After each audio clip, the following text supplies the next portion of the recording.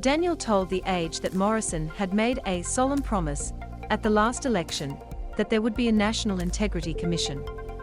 Now, he's hiding behind a smokescreen of obfuscation and a proposal for a flawed commission that may well foster corruption rather than prevent it.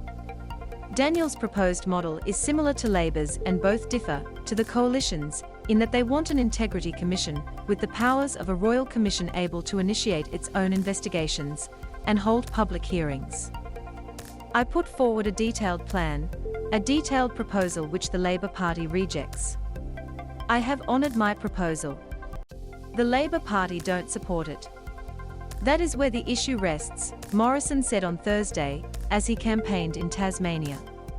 But on Wednesday, Prime Minister Scott Morrison flagged he would only legislate such a body if his existing model was backed by Labour. That model has been criticised as the weakest watchdog in the country, because it would only be able to look at a narrow range of criminal offences.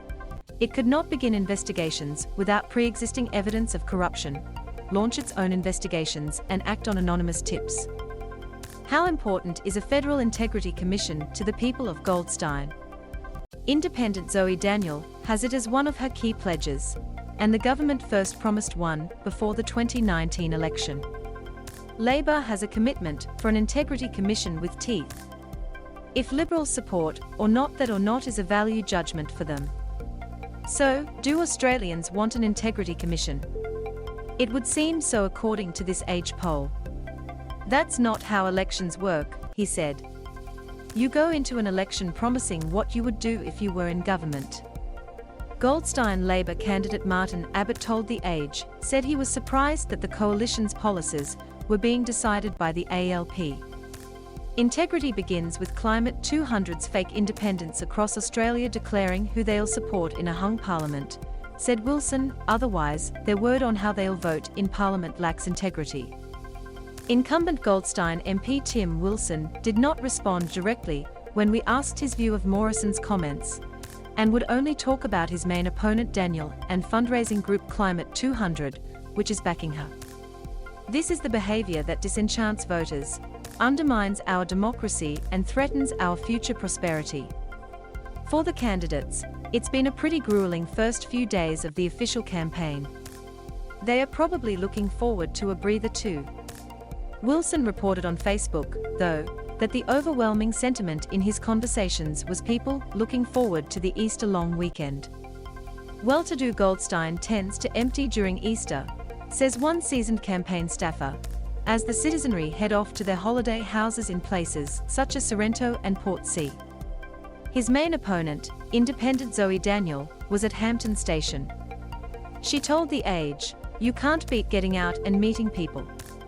Wherever she goes, she says, people want to stop and talk and get to know me, and have conversations about what's important to them."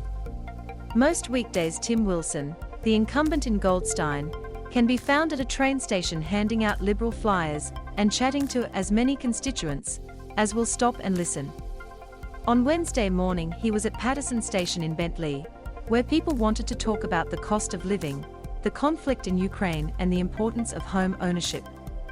A great deal of modern election campaigning takes place over the airwaves and on social media, but in the ground battle, that experts keep telling us will be crucial, vote-winning techniques have not moved much since the 19th century.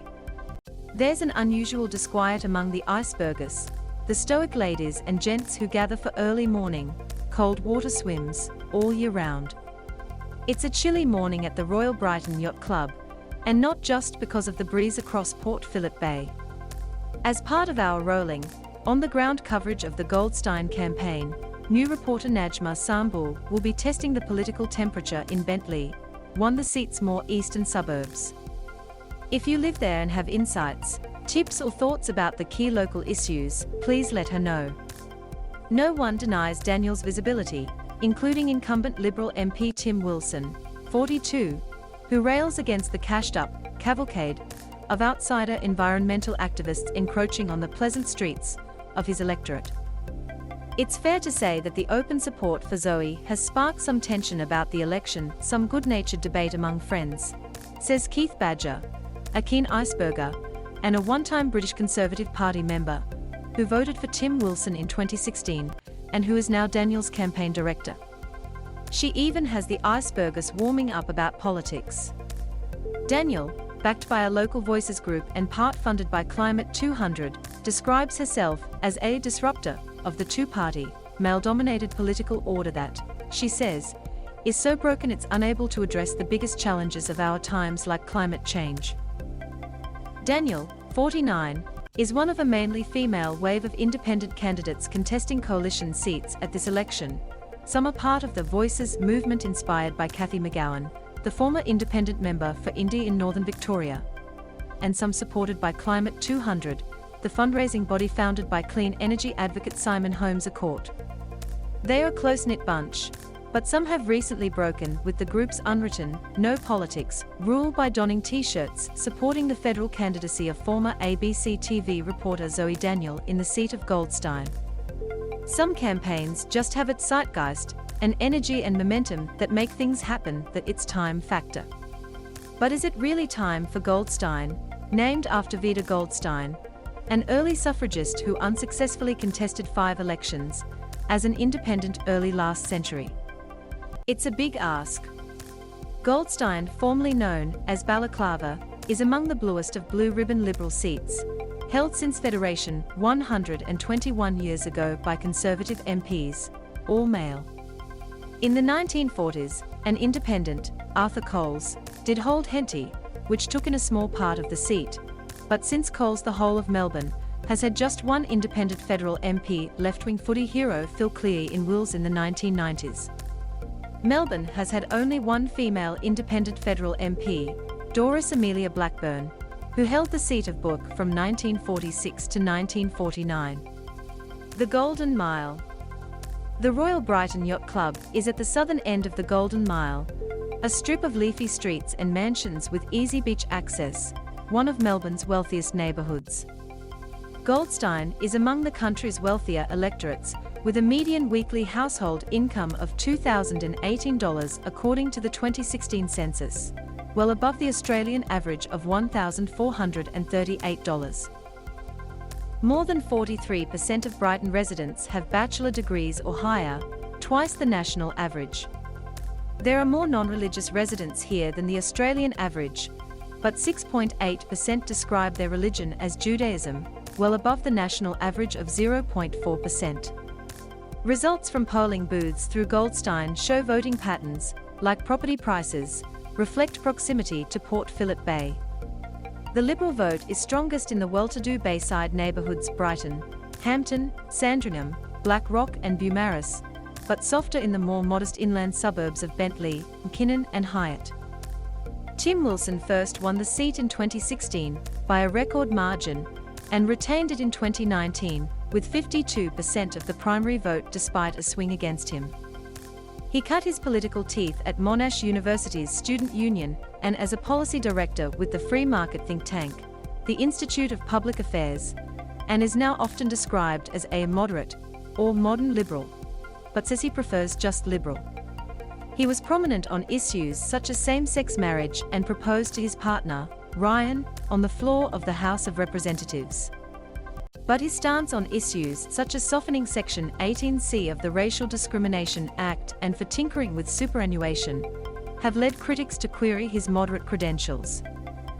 Dueling campaign signs in Sandringham. Photo, Joe Armau. Daniel says the Goldstein incumbent is not a moderate liberal. He votes every time with Barnaby Joyce. This is not representing the people of Goldstein. If he is to prevail again, Wilson needs to hold on to Bayside Liberals, a group often characterised as well-educated, small L liberals interested in issues such as the environment and refugees in the tradition of the original Goldstein MP and Fraser frontbencher, Ian McPhee. Daniel is banking on these same voters being sufficiently disillusioned by the long, rightward shift of the party nationally to back a respectable, centrist independent. She is a mother of 2 and lives in Hampton. Such disillusionment appeared to be reflected in the 2018 state election result when the Liberals lost the seat of Hawthorn and, almost, the seat of Brighton to 19-year-old Labour candidate Declan Martin. ABC election analyst Anthony Green says that to win, Daniel needs to force